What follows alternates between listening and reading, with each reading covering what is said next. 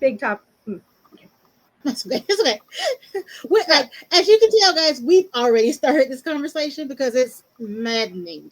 But welcome back, butterflies. Today we're breaking down the so-called blatant BS bill, and you know what I'm talking about. This bill is being sold as reform, but what it really does is chip away at the rights, protections of disabled and marginalized communities.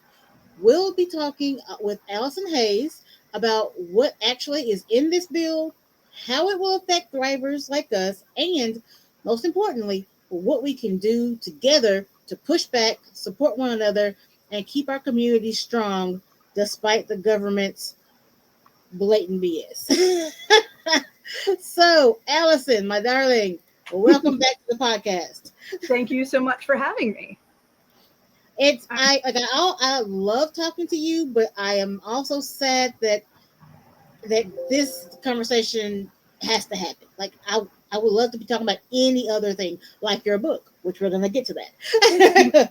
But I if anyone has been following me for any amount of time, one of the biggest parts of my missions is to give our community the support, knowledge, um, and comfort, if at all possible, that they need to survive, despite what people try and do or are doing and all the things. So let's get into it.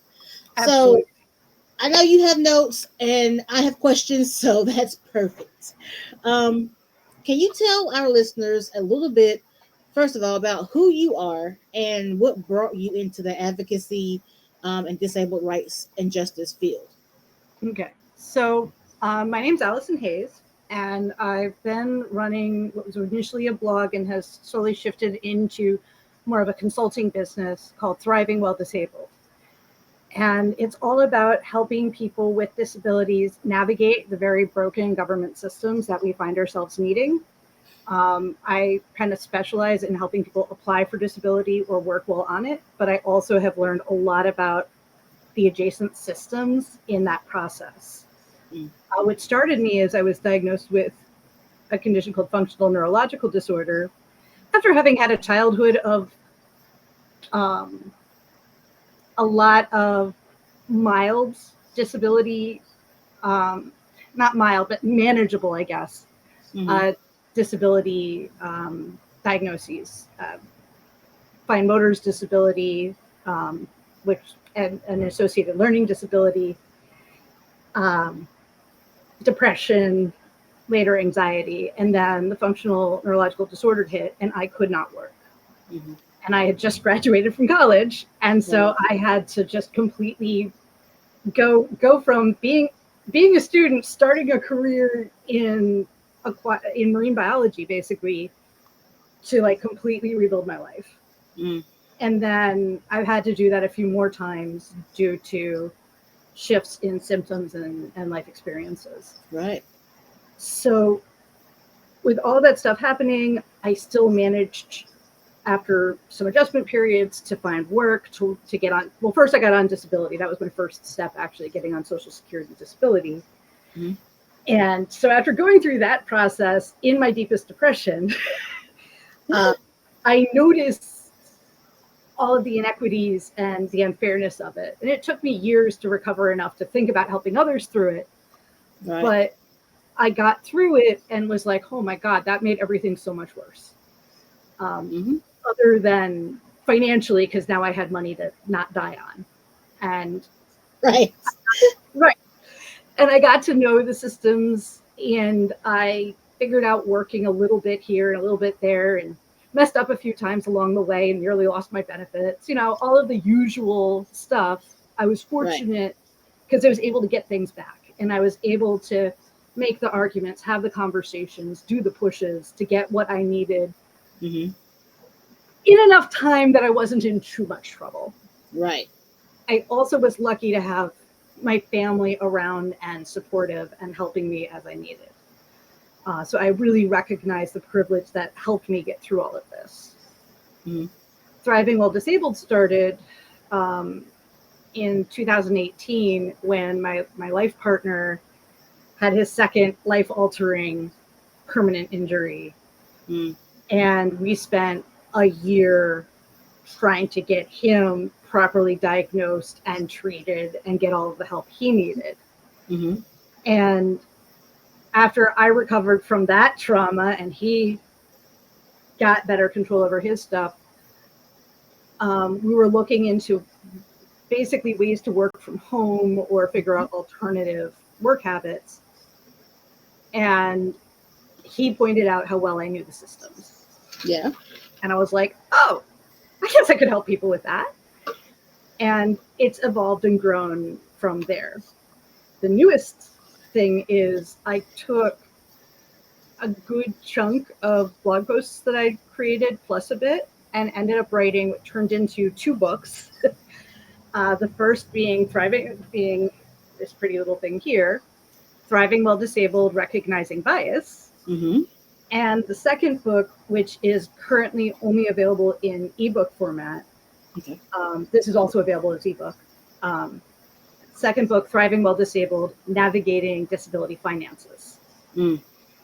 And both of them are built from my personal experiences combined with conversations I've had with other disabled people and the research I've done into different programs, as well as I actually, through all this, went to grad school, got a master's in organizational change management.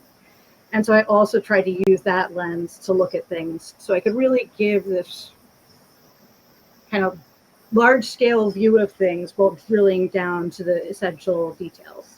Mm.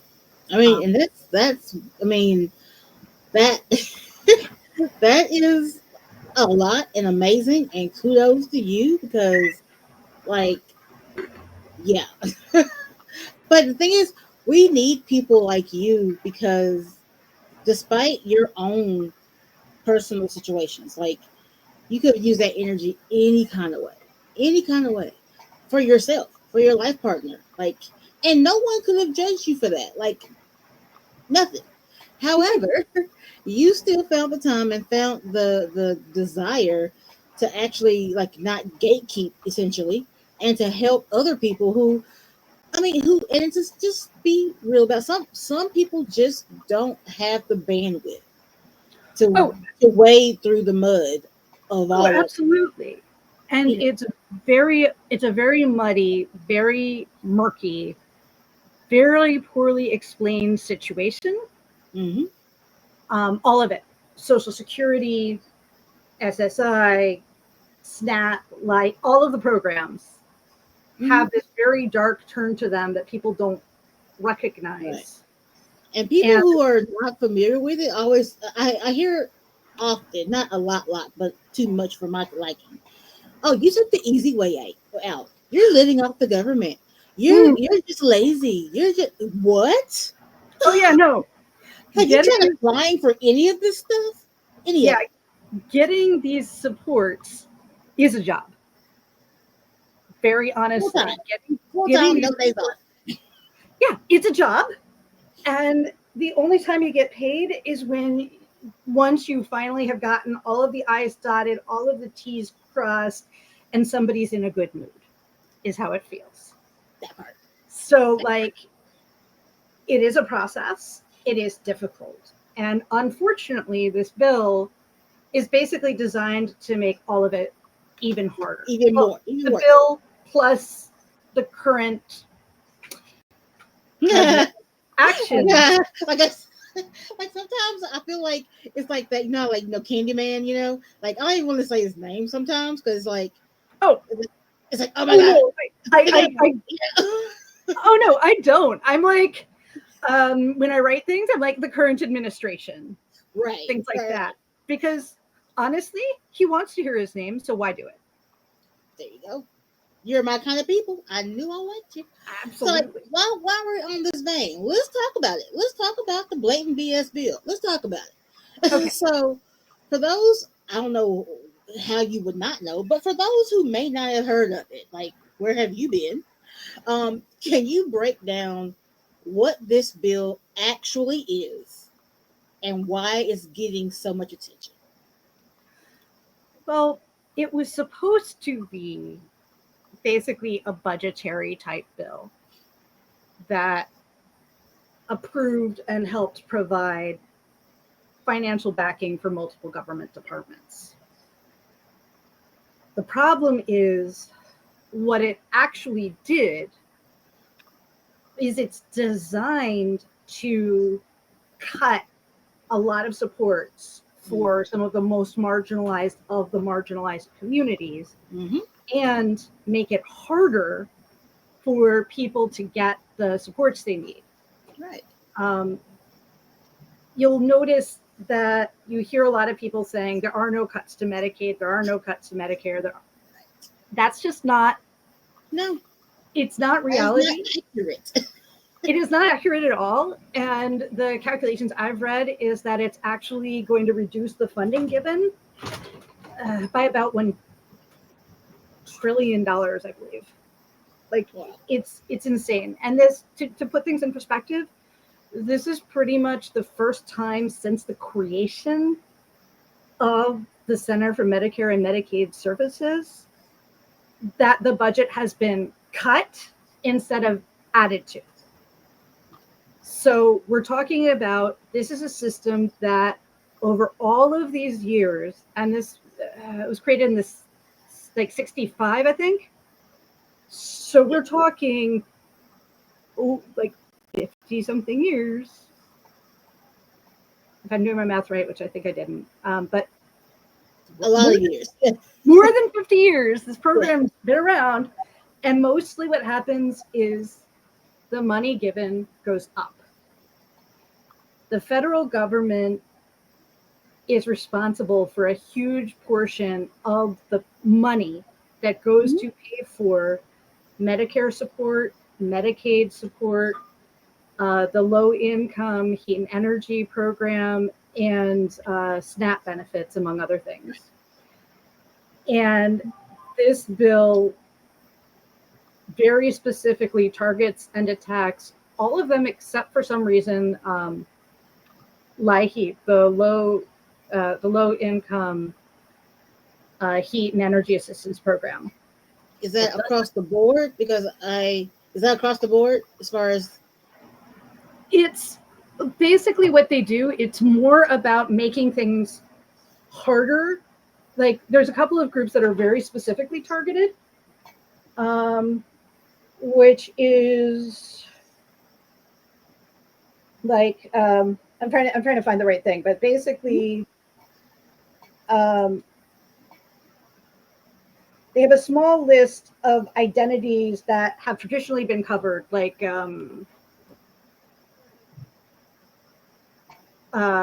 announced domestic violence survivors, refugees,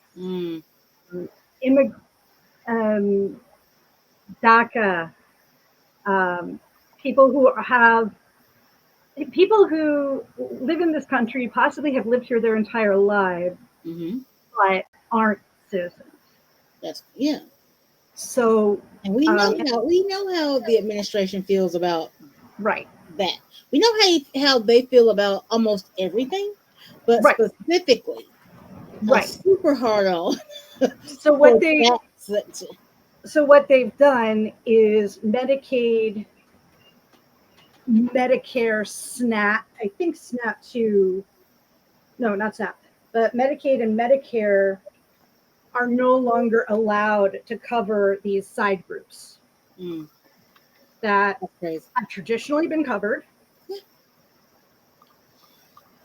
but now aren't. So if you are covered by these programs due to immigrations, due to, like, I think refugees, asylum seekers, domestic violence survivors, and there's one or two others. They actually, if you go to the summary, they actually list exactly. Is there any way? Okay, so it's spelled out there in the bill. It is spelled out. Is there any way around that? Like, is there anything that can be done? Only if they're able to. It's only if they're able to change their status. Unfortunately, and that process has gotten right either eliminated or extremely more difficult, which it was not easy to begin with. Correct. So it's not immediately enforced, it's being phased in. That's another part that people haven't fully understood, because I've heard some people be like, well, nothing's happened yet, which is quite true, as we know. We'll go into that a little more later. But everything has a phase-in process, and so this must be started by 2026. This must be finished by 2027. This must be completed by 2028, kind of things. Yeah, there's a group here locally. They just did a new segment, and they help battered wives, displaced children from abuse, and I want to say like murder victims, because it's kind of like a community hub type situation. Yeah. They are basically, I mean, yes, there are some local grants, there are some statewide benefits, but primarily their meat of funding is federal and Correct. government. And they're saying that by February 2026, there's no more money. So yeah, what are they supposed to do? Like, yes, they're still working right now, but because they help get them into housing and safe housing. They keep them they protect them while they rebuild their life. So that is not a 6-month, 2-month, 2-week process. Right. And basically the answer is they're going to have to find new funding, or as an organization they're going to die. Basically, that's exactly what they said. They're like, yeah, like we're not they said, like, we're not closed, but however, closed, but we might have an end date if there isn't a major change. Right. And how, just for the people that have benefited from it, and let's say they're past the point and they're living a great life now, okay, but the people who are literally in it now, can we imagine? Like, they're already terrified because their life has not been what it should be, so they're still working through trauma and just crap, right? And now they have this, right? And this is a new additional trauma that's going to do tremendous damage, and people don't get that. Why? I don't know why they don't get it, but too many people don't know. And that's part of what's so scary with this, that first of all, people don't really understand what's being cut or how or why. And then the other piece of that is people also don't recognize that it is being phased in, and it's intentionally being phased in a way that the worst of the damage isn't going to be obvious until after the midterms end. Right. When there may be, if we're lucky, a change in management. So pause right there for a second. Talk about how incredibly important it is for all of us to vote in the midterms.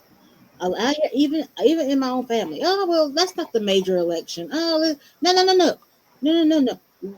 Especially right now, because here's the thing.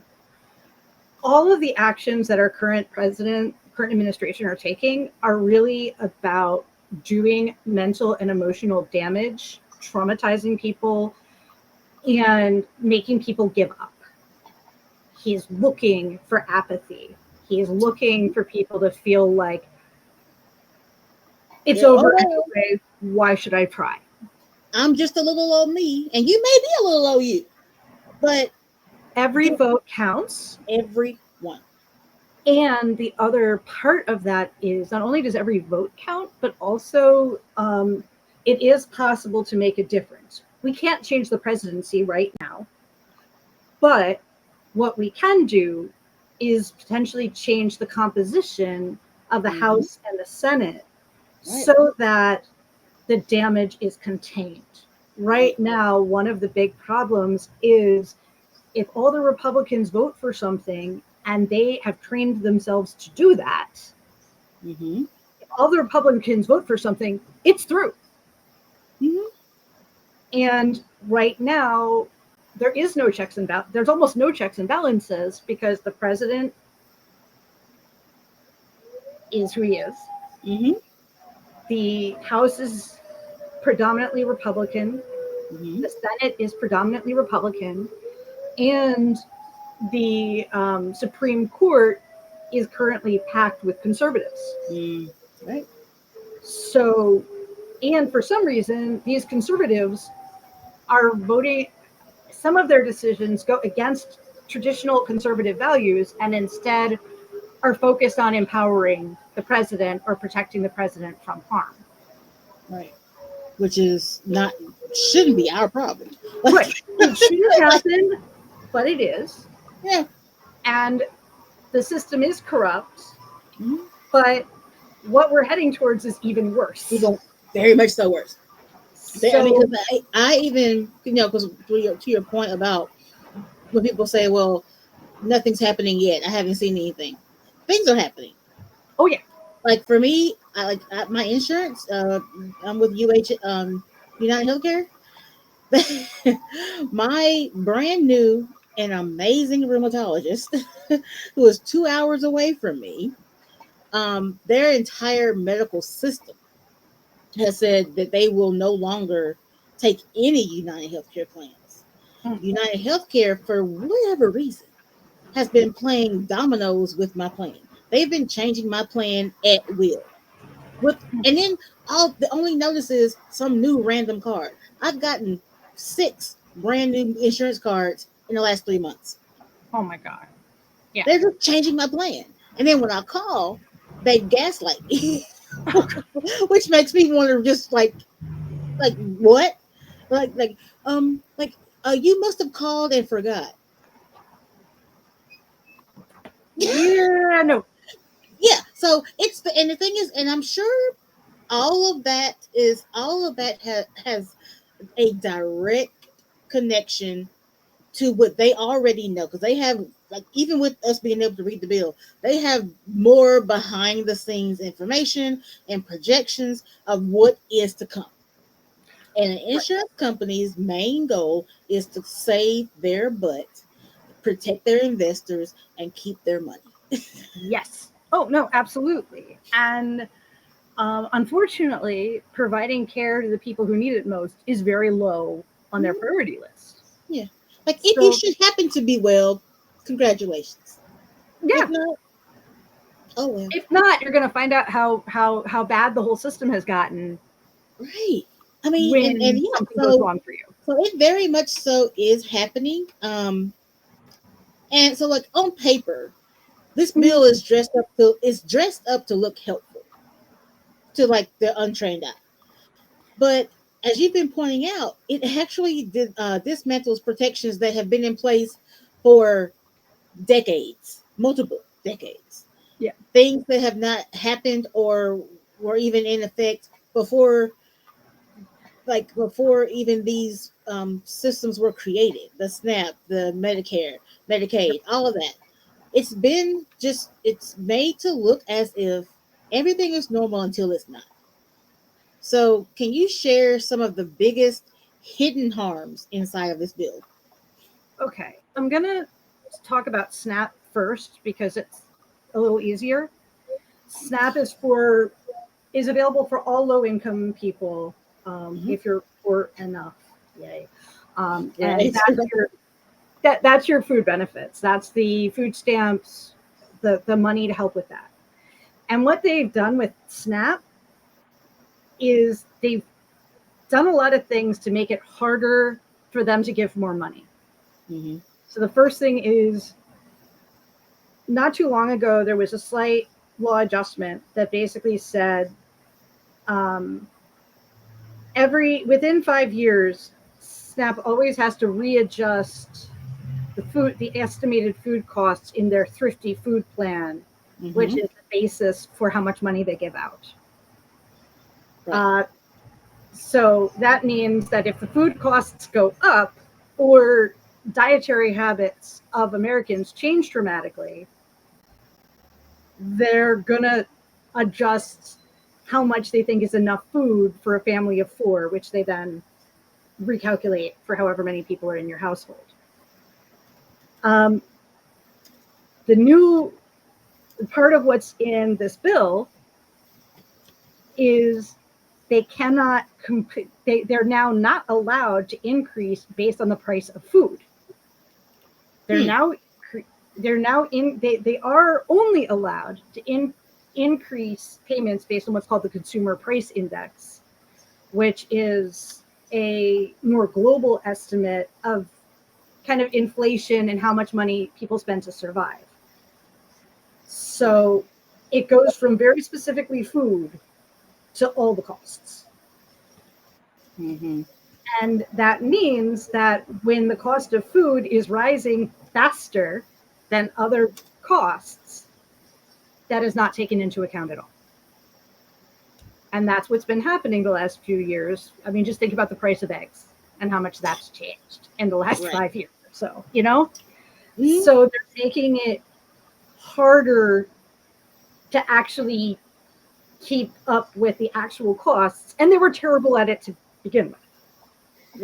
And that's the part. It's like, as bad as it is or was before all of this changes, the idea of it being worse, it's crazy. Oh yeah. So who would you think, who do you see as who do you see being the most directly impacted? Like disabled people, chronically ill folks, caregivers, low income communities, and all of us? I mean, for the SNAP, it's anybody who collects SNAP benefits. But they've also done a couple of other things to tighten up rules and prevent waste and fraud. I was just about to say the same thing. Their favorite coin words: waste and abuse and fraud. And so what they've done is there's always been a law in place that basically says we do not guarantee that people who are able-bodied and don't have young children will get SNAP for more than 3 months in a 36-month period. That's crazy. Because obviously you must be able to get a job again within 3 months of losing. Clearly. Like, I mean, yes. So trying to stay focused, but I'm like, this is maddening. Right. And so here's the thing. Anybody who's become disabled but isn't yet certified as disabled, as in collecting SSI or SSDI benefits, is considered able-bodied. That's crazy. That is actually literally insane. Right. So anybody who can't work due to their disability and lives in a more conservative state is almost guaranteed now to lose financial support for food after just a few months, and instead of being able to have longer, because they're not considered disabled until the federal government says they are.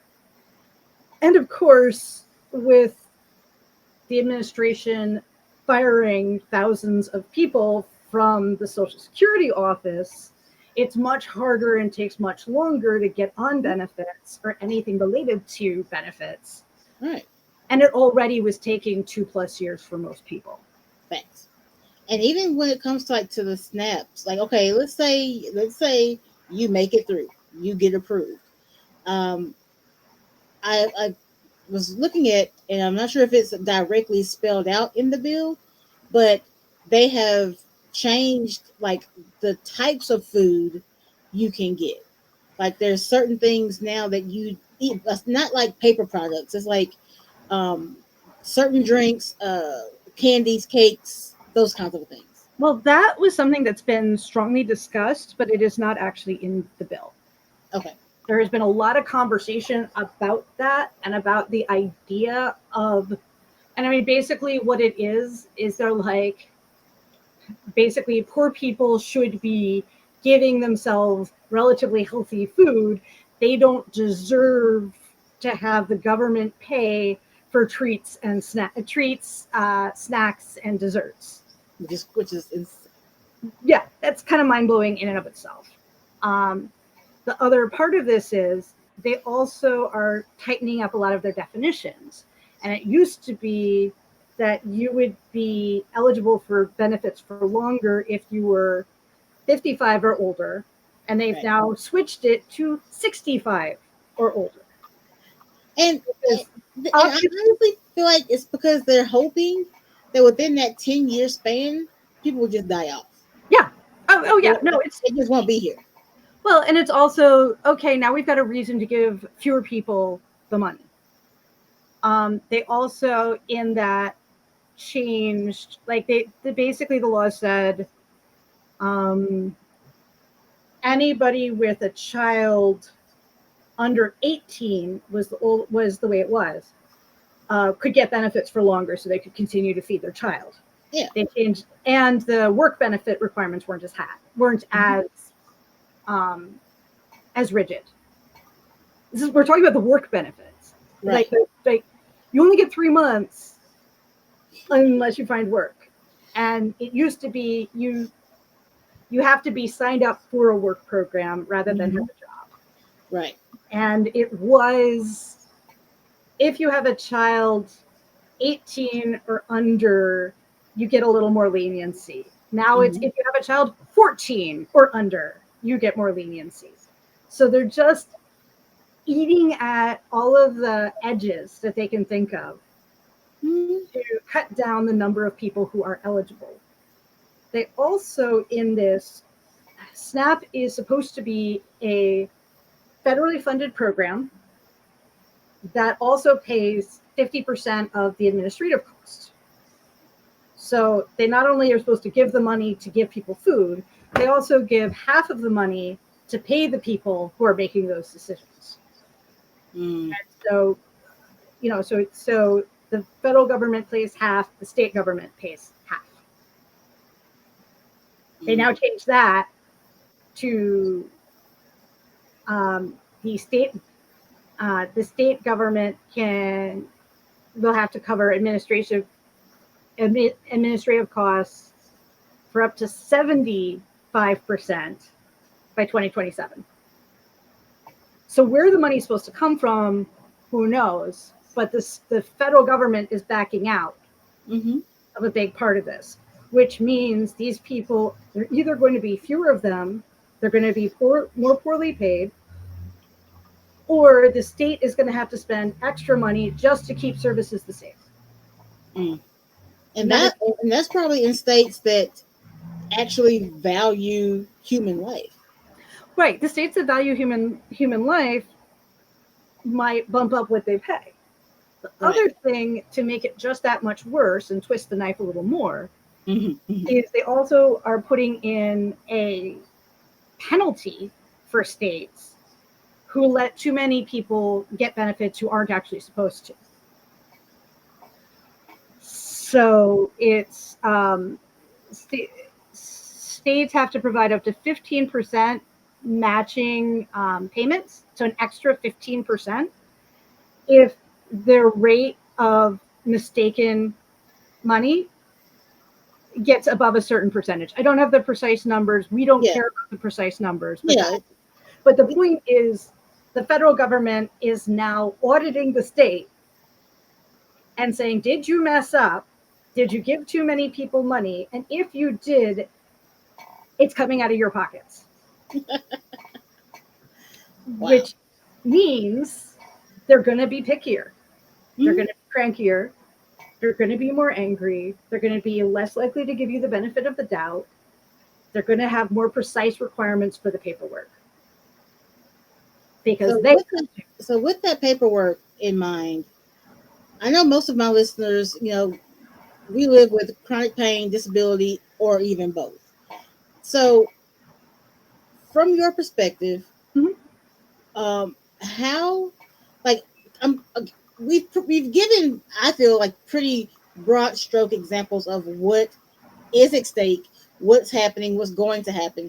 But just to kind of mull it down just a bit more, how can you explain how this bill is going to show up in their lives, in their daily mundane lives, whether it's healthcare access, housing, employment, benefits? Like, what are some of the tangible things that they may be taking for granted right now?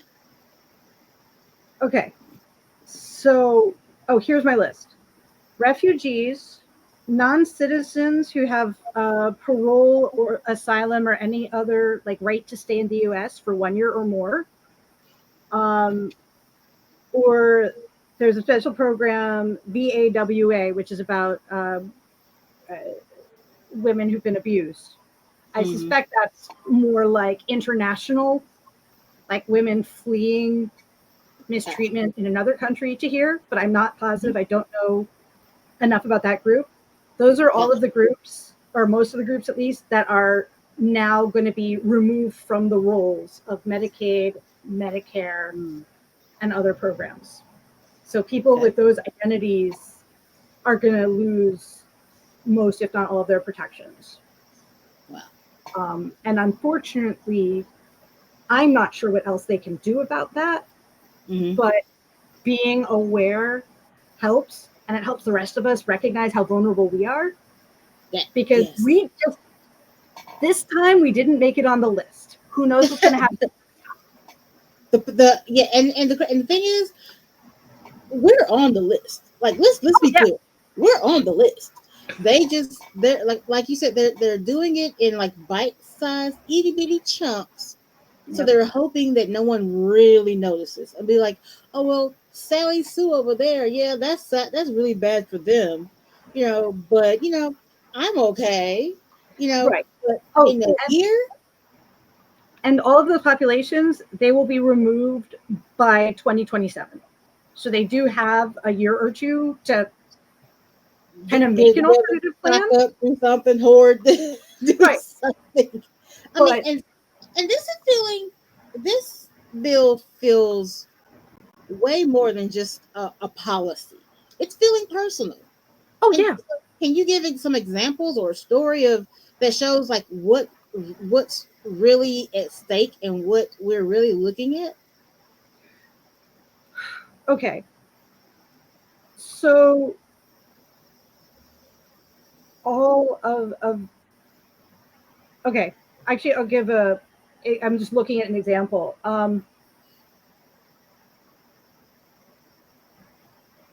It's everything. It's just, I mean, I'm sorry. I'm just like, no, I mean, because I get it. Because I'm like, I know.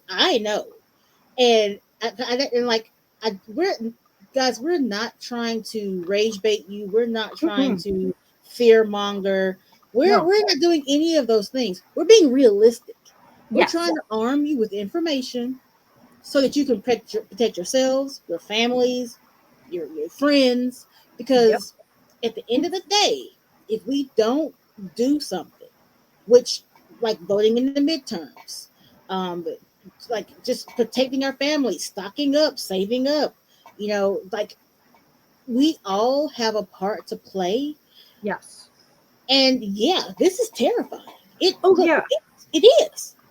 Another big thing is actually they're delaying a lot of rules that were supposed to go into place now or very soon that provided much needed protections.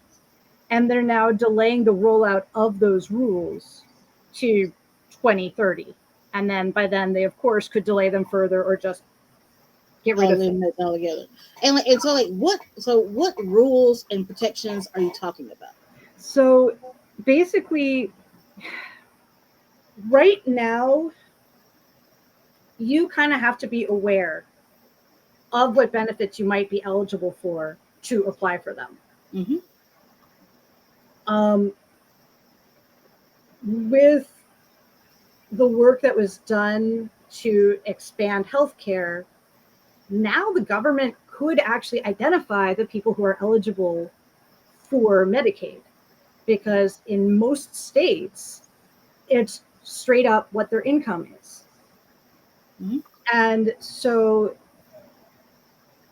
they were creating provisions where they'd notify people of their eligibility and help make the application process smoother for both Medicaid coverage, CHIP, which is the childhood protections, and Medicare, because people add Medicaid to their Medicare, Right. if they're poor enough. And some people will age into and various other things. Mm-hmm. So the point was of those rules and provisions was to let people know, hey, now you've reached the point you're eligible for this now, and let's make it a little easier for you to get on. Mm-hmm. That's gone, or at least delayed till 2030, and depending on what things are like then. Yeah. So you really have, so now it's literally put on you, and they're banking on you missing it or not understanding that you can qualify for these things. Right. And I wouldn't quite put it that far, but like historically, it's just been our responsibility to do it. And they were trying to make it better and easier because uninsured people are actually very expensive for hospitals. Oh yeah. So it would actually save money to do this in the long run, or have universal health care, or anything that goes in that direction would actually be less expensive for the country as a whole.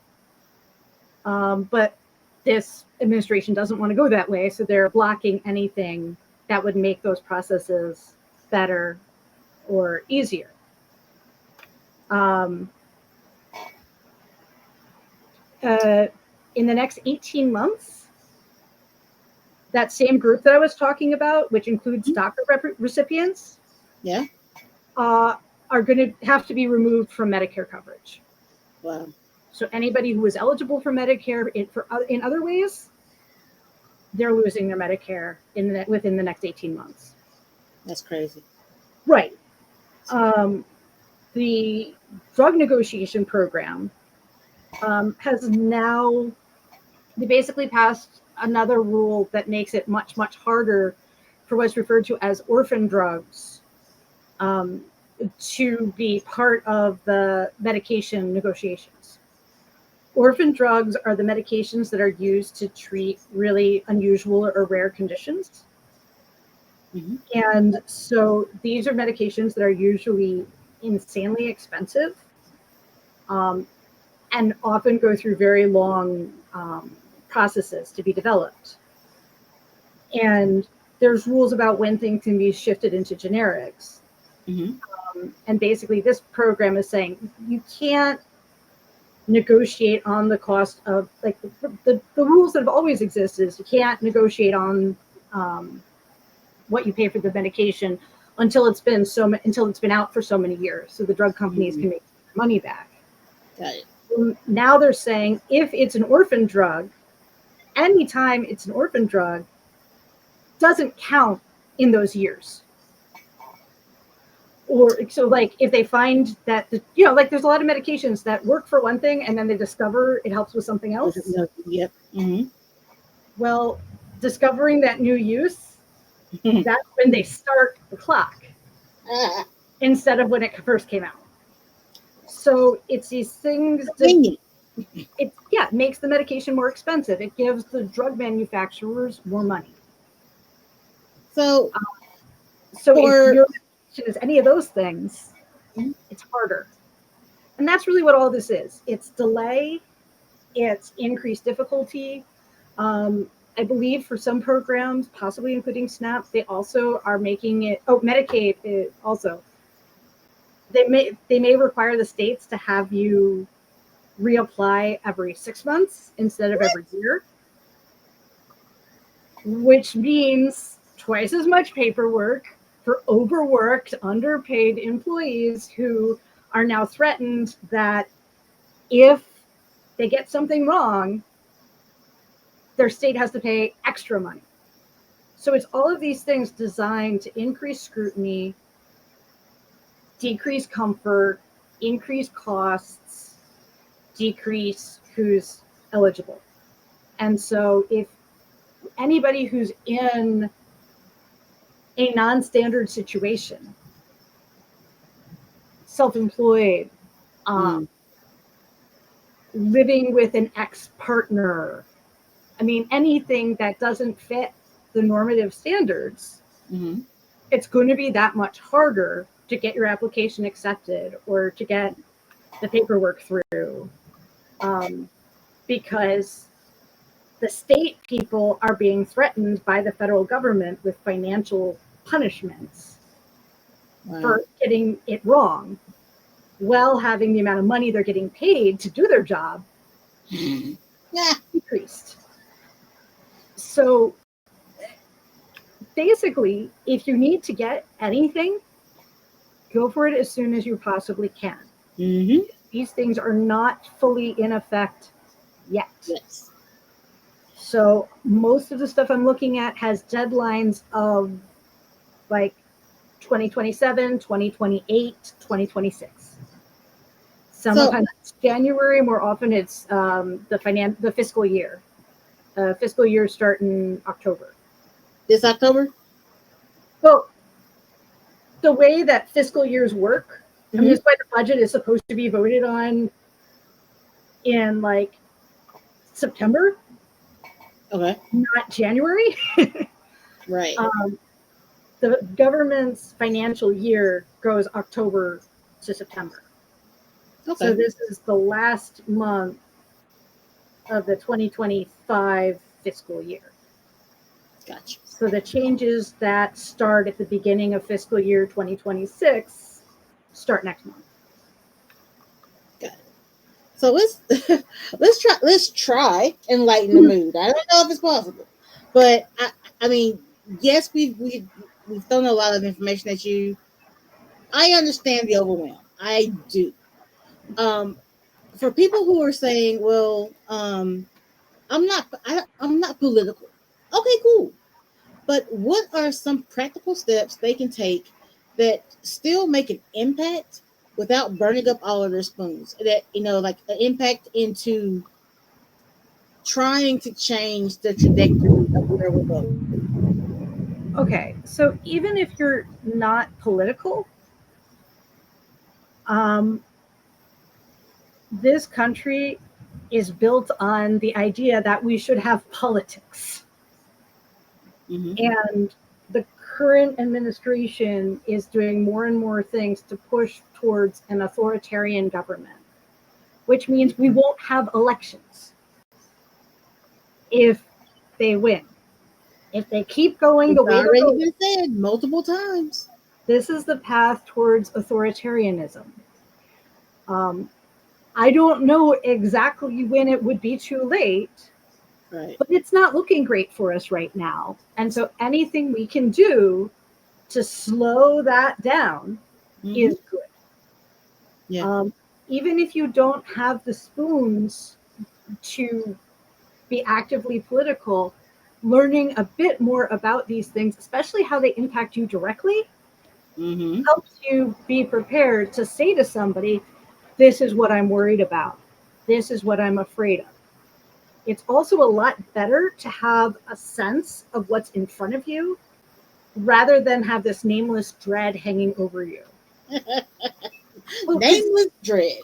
Oh yeah. Well, because that's a big part of what's been going on all this time. And again, that's part of the plan is to have so many changes happening that people get overwhelmed, don't know what to do, and just kind of give up because it's too much. And it is. And it is. I will give you that. We're drinking from a fire hose of trauma right now. And the only thing we can kind of do about that is put it in a big box labeled not in my control and put it aside. But my thing is, every once in a while, you got to take a look at that box. Just a tiny bit, just a little bit. And just see if there's something in there you can do something to improve. Even if that's partnering, even if that's what's partnering with someone who might have a bit more energy than you.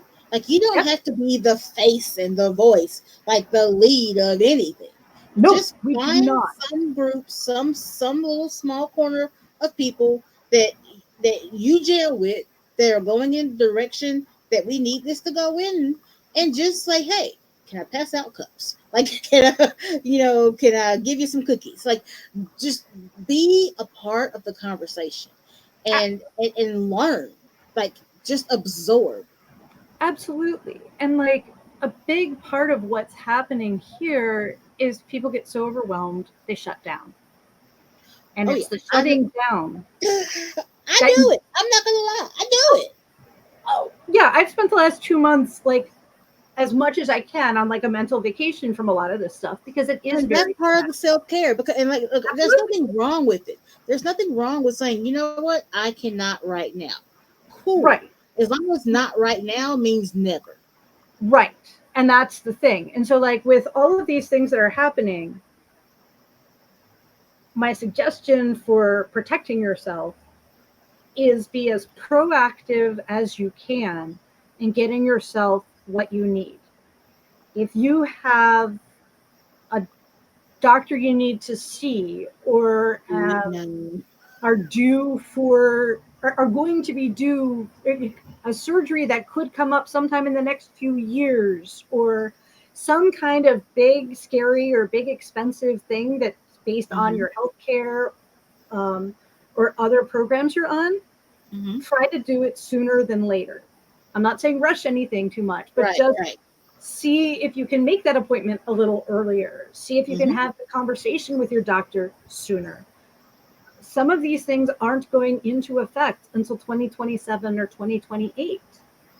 That doesn't mean they're gone. It just means it's going to take time for them to kick in. So the sooner you start the process, the better chance you have of actually getting through it. Right. And as an example, because of the way the financial years work, programs like SNAP and LIHEAP will start accepting applications for this year in September and October.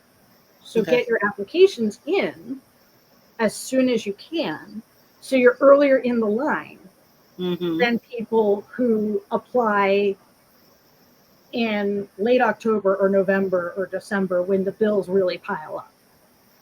So with your 2 books, how can either one or both of your books support our listeners in finding this information, understanding this information?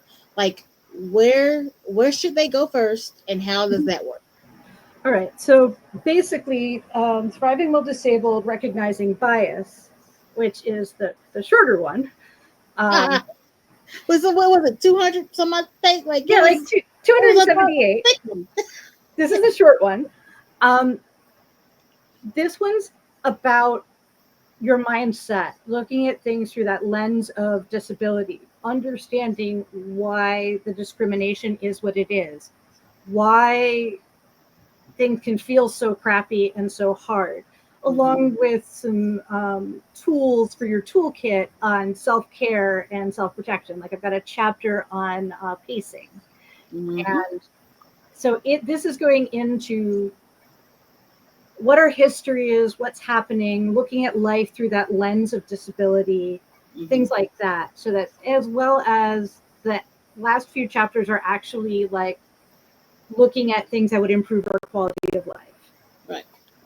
So like, I've got a section in there about universal basic income, universal health care, things like that. That's just kind of giving you a bit more of a look at what the programs are, why they exist, some resources to check out, stuff like that. So this is the book if you're going, okay, but why is this so hard? Why do I feel so crappy? Why do people treat me the way they do? Right. That kind of stuff. That's what this book is. The second book is only available right now in ebook format. This one's also available in ebook. Second one is your nuts and bolts survival guide to the things you face as a disabled person. So I've got chapters that cover protecting your employment and understanding employment insurance, the insurance that comes with employment. I've got chapters on applying for disability, working while on the program, understanding those kinds of rules so you can protect yourself. So you can work. People don't think, well, I'm on disability now, so this is all I can make. No, you can make money. It's not a lot, but you can make some. And there are ways to like finesse it a bit so that you can find what works best for you and what's within your ability and what isn't. And there are ways to protect yourself. That's what my coaching's about. And I put a lot of what I know straight into these books. I was about to go into that. So, okay, let's say they hear you, they're listening, but they're still like, I don't want to read a book. I like my comprehension is I can't. Like I just want to know what to do. How can people reach you so that you can walk them through that process? You can hear their specific situations because a lot of like none of this stuff is templated and none of it is one size fits all. Absolutely. Each and every one of us will have very nuanced little pieces of our life and our story that will be a good fit for some parts and a not so good fit for some. So for people who are just like, you know what, I want to know better, but I just can't do all that reading and research. How can they get with you so you can help them with that? Okay, so my website is Thriving While Disabled, www.thrivingwhiledisableded.com. And on there, there's a section that's like my programs. In there, I've got a bunch of like little master classes, and I also I've got a couple of online classes and coaching services, and you can sign up for any of them on there. You can also reach out to me on through there. There's a contact me section on the page too. And I'll have all that in the descriptions here, or you can check my bio wherever this is posted. And so I'll have all that linked, so you don't have to do any writing or remembering. And also, like for like, what would be what's the one message you want them to leave this conversation with?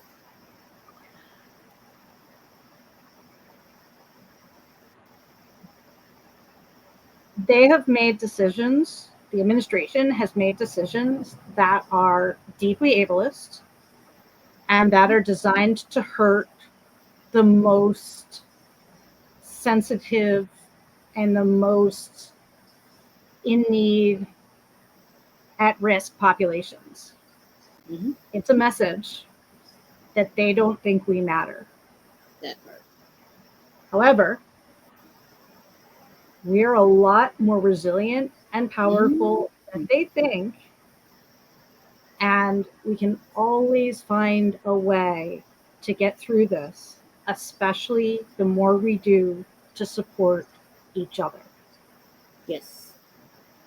And support, like I know sometimes people think when they hear the word support, they automatically mean they think of money, means.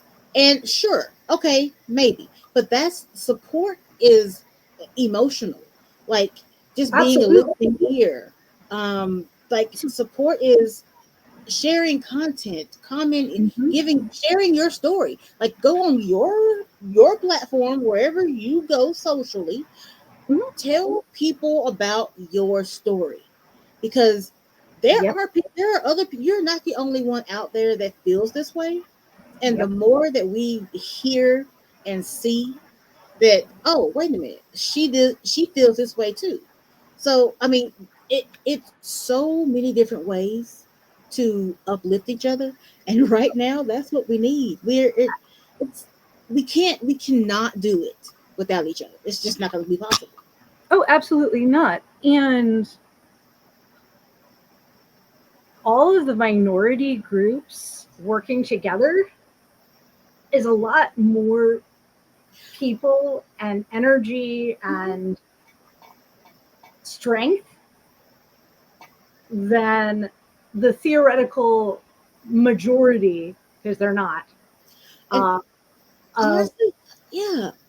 You know, so like the more we all work together as a community, the more successful we're going to be. And I think sometimes, or not even sometimes, I feel like, yes, they're going after the weakest population, air quotes. However, I think they know that we're a lot stronger than we think we are, because personally, if any one of them had even a third of the things that us as chronically ill people go through a day, they would be in the hospital. They will be needing Medicaid. Oh yeah. They will be, so they we like you said, we are way tougher than we give ourselves credit for. And the other thing is, many of us have multiple marginalized identities and are Mm-hmm. part of all of these other groups. I mean, I'm okay, I'm white, but I'm also part of the LGBT community. Mm-hmm. I'm part of I'm a woman. I'm part of these other identities that are being forcibly marginalized right now. Right. So I can speak as a woman to other Mm-hmm. women about Right. how these rules are impacting me. I can speak as part of the queer community about how these rules impact my fellow queers. Mm-hmm. I can talk about the experience of being all of those identities together too. Right. And so think about your larger community and educate them on what you experience as part of their Mm-hmm. community that happens to have this additional identity of having a Right. disability. Show them what this bill is going to do to you. Mm-hmm. Mm-hmm. Talk to And them about how you're going to be impacted personally as part of that larger community. That humanizes it. It's a lot mm-hmm. easier to hear billions will die than to hear a single person that you know say, Mm-hmm. because of these laws, I'm probably going to die. Yeah. If this doesn't get fixed, it could kill me. There And isn't as I can give an example of a similar situation because, like you're saying, like we all have multiple classifications. I'm college educated, but I'm also black, female, and overweight. Like that's that. However, I took all of my bucket of nerves and I went and did an advocacy day at in DC. It's terrified to talk to my state legislatures and the councilmen. And I all I did, all I did was tell my story. That's it. I told them my diagnosis story, how I was before chronic illness, and what I go through then. Mhm. And honestly, I told my story, but I honestly did not think it was going to matter because my councilman is a white Republican. I really didn't think he would give two nothings. However, after I got done with my story, he was saying that, for one, and whether he meant it or not, it doesn't matter. He acknowledged that that sucked. He was like he thanked me for telling my story. He also told me that he never really understood the full impact of how you go from being able-bodied, being you're educated, having the ability to use your education and your strength, but then to be forced into a situation where you can't leave your house because at that particular moment he was having to do that meeting from home because he had broken his foot. Mm. And before he got on that call, he was feeling kind of woe is me-ish about his broken foot that will heal Yep. and then he'll be fine. Yep. So whether or not that story stuck with him and helped him see a certain legislation in a different way, I may never know. But I feel as if it's in there, one way or the other. Hmm. Like they're gonna hear you, okay, and it's going to ring back to them somehow at some point. But Yep. doing that is way better than staying silent and being in the void. So it's literally whatever you can do, whatever you've got the spoons for, do it. And um, like I said, almost all of these rules are really designed to make things harder for people who are already in a tough situation. He's knocking whoever he can off of the rolls. He's decreasing what eligibility means. He's changed the administration. These laws are all about increasing the amount of paperwork that has to be done, both by the state government and by individuals, and making it easier for you to be rejected. Right. So advice I always give when people are applying for stuff is expect rejection at least the first time.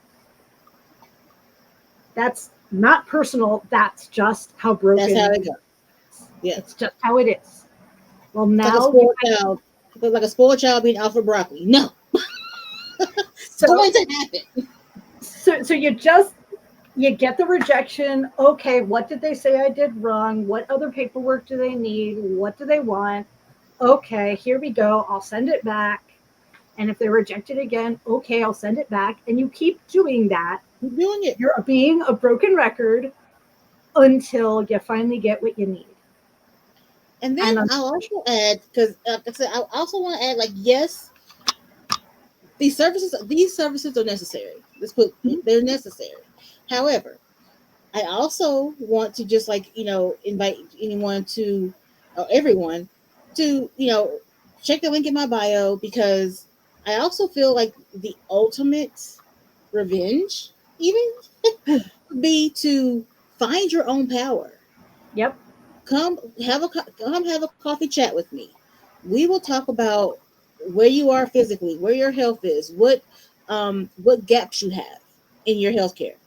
But we're going to find that thing that gives you a spark, because ultimately, being financially independent to where you're not relying off of the government is the greatest fuck you. That's the ultimate middle finger in the air. And that's what we're going to do in the incubator.